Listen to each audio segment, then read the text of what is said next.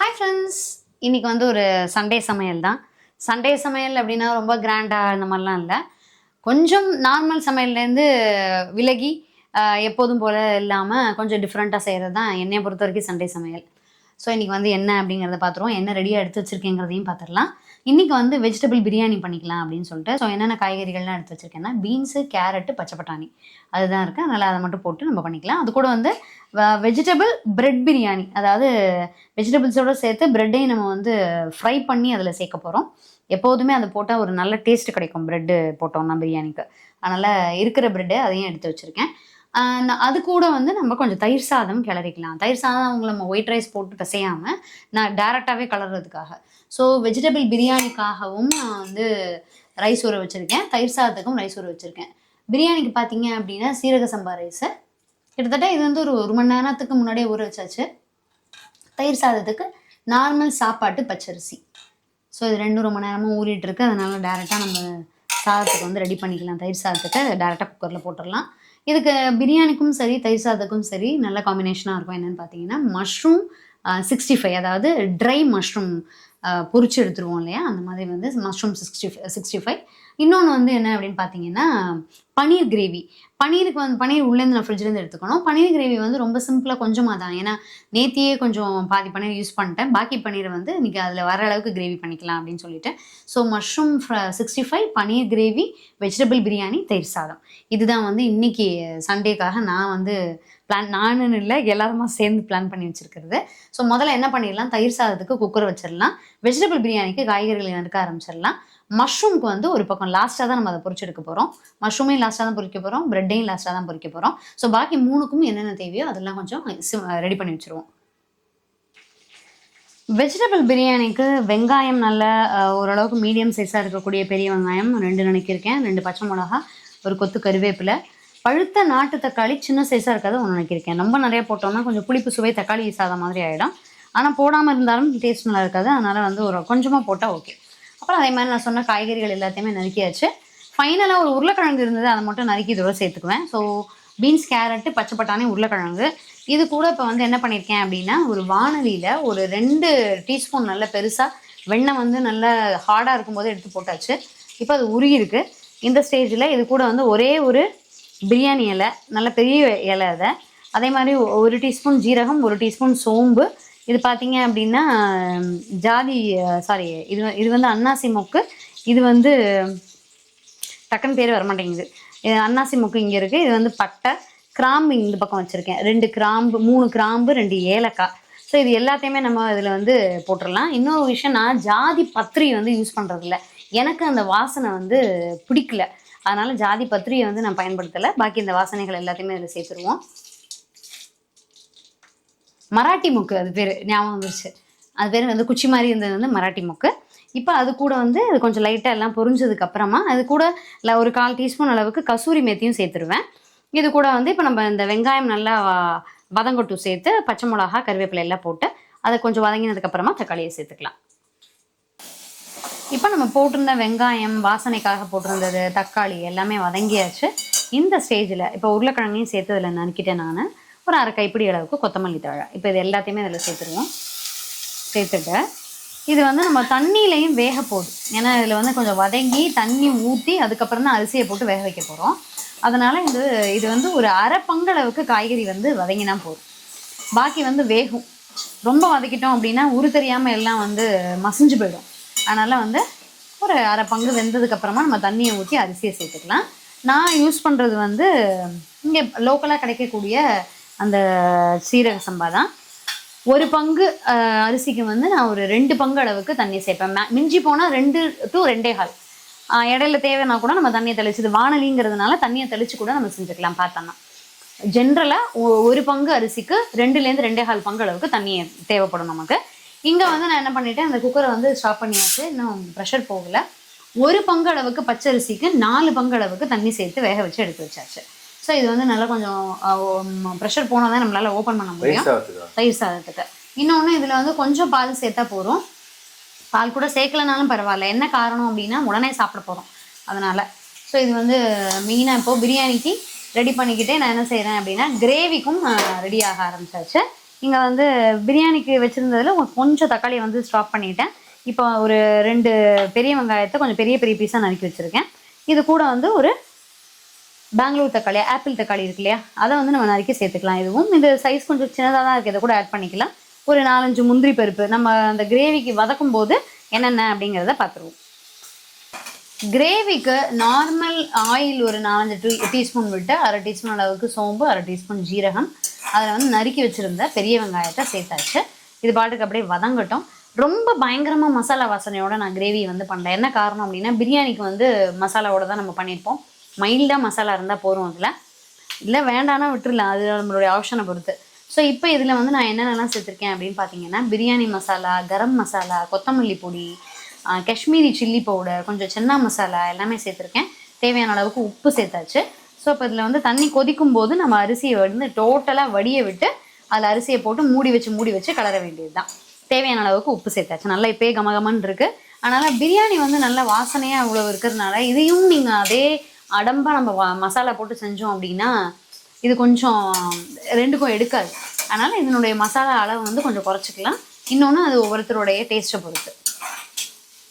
இப்போ இந்த வெங்காயம் நல்லா வதங்கினோன்னே நான் நறுக்கி வச்சுருக்கக்கூடிய அந்த பெங்களூர் தக்காளியும் கொஞ்சோண்டு பாக்கி இருந்தது பார்த்தீங்களா, அந்த பிரியாணி சேர்த்ததுக்கப்புறம் கொஞ்சம் நாட்டு தக்காளி அதையும் போட்டு வதக்கிடலாம். ஆக்சுவலி இன்னும் வந்து இந்த சேர்த்துட்டா கரெக்டாக தான் இருக்கும்.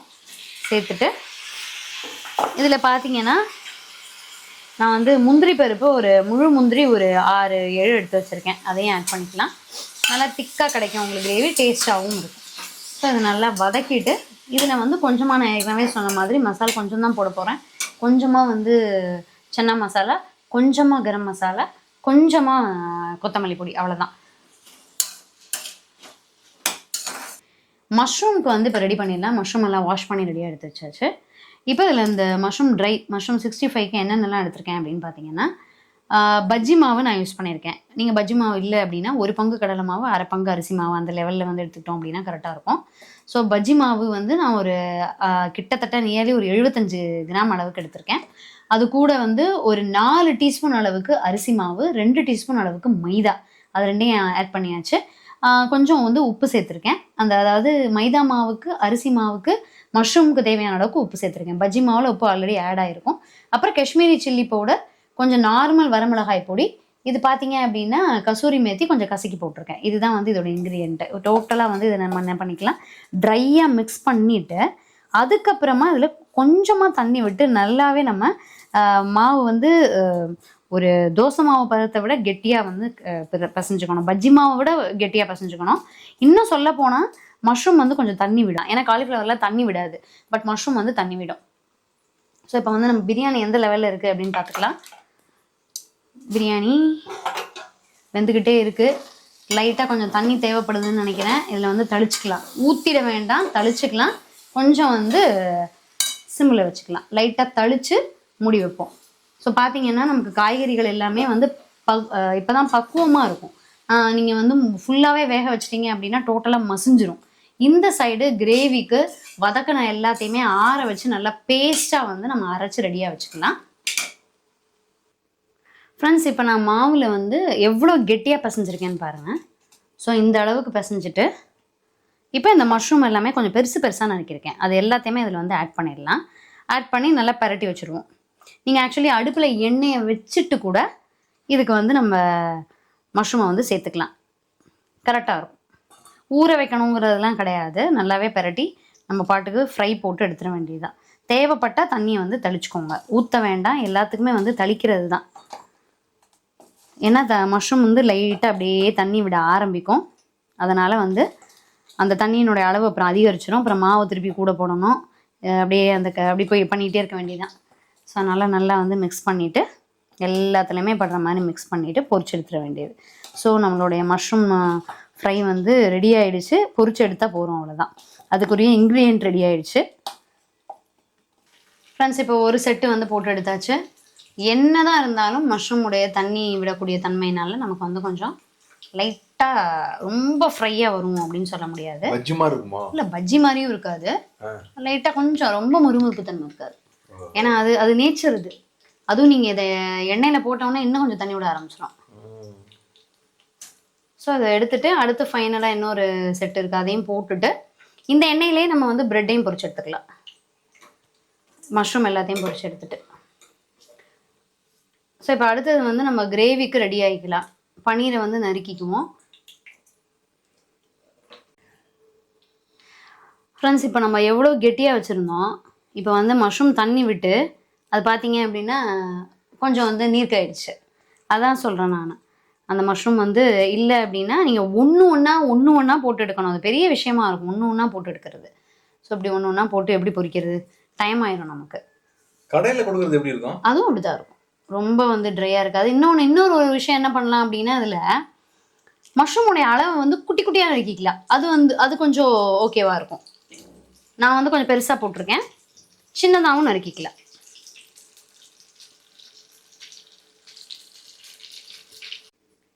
ஃப்ரெண்ட்ஸ், பன்னீர் பாருங்கள், அரை பன்னீர் தான் இருந்தது, அதாவது ஒரு 100 கிராம் இருக்கும். குட்டி குட்டியாக நறுக்கியிருக்கேன். அதை வந்து தோசைக்கல்லில் ஒரு டீஸ்பூன் அளவுக்கு பட்டர் போட்டிருக்கேன். அதில் வந்து லைட்டாக பரட்டிட்டு நம்ம அப்படியே வந்து அரைச்சி வச்சுருக்கக்கூடிய கிரேவி இங்கே இருக்குது பாருங்கள், அதெல்லாம் ஆட் பண்ணிடலாம். ஸோ இங்கே வந்து டோட்டலாக மஷ்ரூம் வந்து கம்ப்ளீட்டாக ரெடி ஆகிடுச்சு. இப்போ சிம்மில் வச்சுருக்கேன் அந்த எண்ணெயை. இன்னொரு விஷயம், அதாவது உங்களுக்கு கண்டிப்பாக ப்ரெட்டு வந்து எண்ணெய் குடிக்க தான் செய்யும். இப்போ நீங்கள் வந்து ப்ரெட்டை வந்து கம்மியாக எண்ணெய் இருக்கணும், ஆனால் என்றைக்கோ ஒரு நாள் தான் நான் வந்து பிரியாணியில் ப்ரெட் ஆட் பண்ணுவேன். அப்படிங்கும்போது கொஞ்சம் பரவாயில்ல, அந்த எண்ணெயில் பொரிச்சாதான் நமக்கு டேஸ்ட்டு நல்லாயிருக்கும் அப்படிங்கிறதுனால அதில் பொரிச்சிக்கலாம். இன்கேஸ் இல்லை எனக்கு ப்ரெட்டோட டேஸ்ட்டும் வேணும், ஆனால் எனக்கு இவ்வளவு எண்ணெயும் வேண்டாம் அப்படின்னா நீங்கள் தவாவில் நம்ம டோஸ்ட் பண்ணுவோம் இல்லையா, அந்த மாதிரி கீ போட்டு டோஸ்ட் பண்ணி கம்மியாக தான் செலவழியும், அதில் வந்து நீங்கள் ஆட் பண்ணிக்கலாம். ஸோ இது ஒரு ஐடியா உங்களுக்கு. அந்த மாதிரி இருந்தால் நீங்கள் டோஸ்ட் பண்ணி ப்ரெட்டை சேர்த்துக்கலாம். ஸோ நான் என்ன பண்ணுறேன், இந்த மாதிரி ப்ரெட் இருக்குது பார்த்தீங்களா, அவ்வளோதான் ப்ரெட்டு. இதில் எவ்வளோ ஒரு 4 ஸ்லைஸ் இருக்கும், அவ்வளோதான். இதை வந்து ஒரு 4ஆக போட்டு இல்லை 6ஆக போட்டு லைட்டாக அப்படியே பொரிச்சு எடுத்துடலாம். இந்த ஒரு கத்திரிக்கோலால் கட் பண்ணிங்க அப்படின்னா ஈவன் பீசஸாக நமக்கு கிடச்சிரும், பிச்சு பிச்சு போடுறத விட. அந்த மாதிரி போட்டு அதுலேருந்து பொரிச்சு எடுத்துடலாம். ஃப்ரெண்ட்ஸ், இப்போ பார்த்தீங்க அப்படின்னா நான் அந்த எண்ணெயிலேயே வந்து ப்ரெட்டை பொரிச்சு எடுத்துட்டேன், டோஸ்ட் பண்ணலை. பொரிக்கும் போது ரொம்ப முக்கியமான ஒரு விஷயம், கரிஞ்சிடக்கூடாது. நல்லா கோல்டனாக வந்தால் போகிறோம். கருன்னு போட்டோம் அப்படின்னா கசக்க ஆரம்பிச்சிடும், டேஸ்ட் இருக்காது. அந்த மாதிரி ஆயிடுச்சுன்னா தயவுசெய்து போட வேண்டாம், அதை அவாய்ட் பண்ணிடுங்க. சிம்மில் வச்சு இல்லை ஆஃப் பண்ணிவிட்டு கூட நீங்கள் வந்து ப்ரெட்டை பொரிச்செடுக்கலாம். ஸோ இவ்வளோ நல்லா அந்த கோல்டனாக கிடைக்கணும், நமக்கு கருப்பாயிடக்கூடாது. ஸோ இப்போ அந்த பிரியாணியில் இதை ஆட் பண்ணிடலாம். பிரியாணியெலாம் ஆஃப் பண்ணியாச்சு. ஸோ இது கூட இந்த ப்ரெட்டை வந்து சேர்த்துருவோம். கொஞ்சம் ஃபஸ்ட்டு சேருங்க, ஒரு பரட்டிக்கலாம். அதே மாதிரி இன்னொரு போர்ஷனை சேருங்க, ஒரு பரட்டிக்கலாம். ஏன்னா உங்களுக்கு கிறிஸ்பியாக இருக்கிறதுனால எல்லாத்தையும் ஒன்றா கொட்டி சேர்த்தோன்னு வச்சுக்கோங்களேன், அது வந்து உடைய ஆரம்பிச்சிடும். இது என்ன ப்ரெட்டான்னு கேட்காதீங்க, அது வந்து பட்டை. ஸோ எல்லாத்தையும் ஒன்றா போட்டு நல்லா மிக்ஸ் பண்ணிக்கலாம். இந்த சூட்லேயே வந்து அப்படியே பஞ்சு மாதிரி ஆகிடும் ப்ரெட்டு. அந்த ஒரு ஸ்வீட்டான வாசனையோட டேஸ்ட் கொடுத்துட்டு பிரியாணியவே எக்ஸலண்ட் ஆக்கி விட்ரு. இப்போ க்ளோஸ் பண்ணி வச்சுருக்கேன். நான் தம் பிரியாணியெல்லாம் பண்ணதும் இல்லை, ஒரு நாள் ட்ரை பண்ணி பார்க்கலாம். கிரேவி முடிஞ்சது, தயிர் சாதத்தை கிளறிடுவோம். தயிர் சாதத்தில் நான் ஏற்கனவே உங்களுக்கு சொல்லியிருக்கேன், பெருசாக வந்து நாங்கள் தாளிச்சு கொட்டுறது அப்படின்னு பார்த்தீங்கன்னா நார்மலாக கடுகு, பெருங்காயம், கருவேப்பிலை, வேணா இஞ்சி சேர்த்துக்கலாம். மற்றபடி வேறு எதுவும் அதில் பெருசாக சேர்க்கறது இல்லை. ஸோ அதனால் இப்போ வந்து கொஞ்சம் ஆறிடுச்சு. எவ்வளவு ஆறி இருக்குது அப்படின்னு பார்த்தீங்கன்னா ஒரு 3/4 பங்கு ஆறிடுச்சு. இப்போ ஒரு குழிக்கரண்டி எடுத்துக்கலாம். ஸோ உங்களுக்கு வந்து நல்ல சாதம் வந்து 4 பங்கு தண்ணிங்கிறதுனால நல்லாவே மசிஞ்சிடும். ஒரு 1/4 பங்கு சூடு இருக்குது. இது கூட வந்து உப்பு சேர்த்து தயிர் சேர்த்து பசஞ்சிடலாம். அதாவது கையெல்லாம் யூஸ் பண்ணாமல் வெறும் கரண்டியை வச்சே. உங்களுக்கு வந்து நல்ல ரொம்ப குழைவாக இருந்தாலும் கட்டி தட்டும். கரெக்டாக 4 பங்கு அளவுக்கு தண்ணிங்கிறது கரெக்டு. இது கூட இப்போ நான் தயிர் சேர்த்து பசஞ்சிட்றேன். பசஞ்சு தாளிச்சு மட்டும் கொட்டிக்கலாம். ஃப்ரெண்ட்ஸ், தயிர் சாதம் ரெடி ஆகிடுச்சு. அடுப்புலலாம் வைக்கல, சும்மா வச்சுருக்கேன். நல்ல தயிர் மட்டும்தான், பால் விடலாம். ஏன்னா புதுசாக உர ஊற்றின தயிர், கொஞ்சம் கூட புளிப்பே இல்லாதது. இன்னும் சொல்ல போனால் முழுசாக உரையலை இது, அதனால் அதை மட்டும்தான் ஆட் பண்ணியிருக்கேன். வீட்டில் உர ஊற்றின தயிர். ஸோ அது ஃபுல்லாக இப்போ அது கூட வந்து நான் ஏற்கனவே சொன்ன மாதிரி நார்மலாக ஆயிலில் கடுகு, பெருங்காயம், கருவேப்பிலை மட்டும் தாளிச்சிருக்கேன். ஸோ அருமையான தயிர் சாதம் ரெடி ஆகிடுச்சு. பிரெட் வெஜ் பிரியாணியும் ரெடி ஆகிடுச்சு. பார்த்தீங்கன்னா நல்லா உதிராக சூப்பராக இருக்குது பாருங்கள். பிரியாணி செம்ம டேஸ்டியாக இருக்குது. எப்படா சாப்பிடுவோங்கிற மாதிரி இருக்குது பார்க்கும்போது எனக்கு. மஷ்ரூம் ஃப்ரை, எல்லாத்துக்கும் நல்ல காம்பினேஷனாக இருக்கக்கூடிய பன்னீர் கிரேவி. ஸோ நாங்கள் சாப்பிட போகிறோம். நீங்களும் சமையல். ஆமாம், சண்டே சமையல் ஸ்பெஷலாக ரெடி ஆயிடுச்சு. நீங்களும் ட்ரை பண்ணி பாருங்கள். ட்ரை பண்ணி பார்த்துட்டு எப்படி இருந்ததுன்னு சொல்லுங்கள். இன்னும் ஒரு நல்ல அருமையான வீடியோவில் சந்திக்கலாம். தேங்க்யூ.